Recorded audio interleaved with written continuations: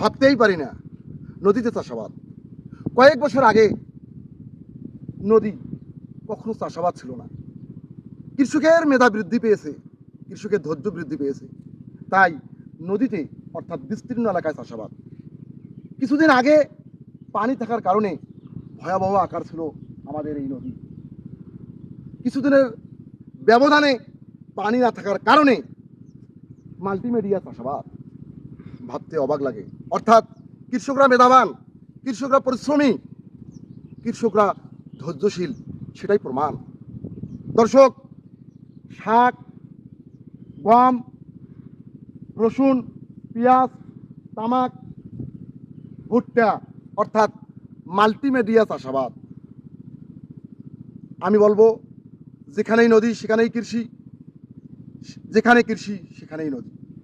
নদীতে চাষাবাদ, তাই দেশের উন্নয়ন, দেশের অর্থনীতি উন্নয়ন, ক্ষুধামুক্ত দেশ। এই ক্ষুধামুক্ত দেশে আমরা অবস্থান করি। এই ক্ষুধাকে মুক্ত করেছে এই কৃষকরাই। তাই আসুন সকলে মিলি কৃষি ও কৃষককে সম্মান ও শ্রদ্ধা করি। দর্শক, আমি আরিফ চৌধুরী আপনাদের কাছ থেকে বিদায় নিচ্ছি। আমার ভিডিওগুলো বেশি বেশি করে শেয়ার করবেন, যাতে করে অন্যরা দেখতে পায়, বুঝতে পায়, জানতে পায় রিয়াল জিনিস। আপনাদের কাছ থেকে বিদায় নিচ্ছি। ভালো থাকবেন, সুস্থ থাকবেন। আল্লাহ হাফেজ।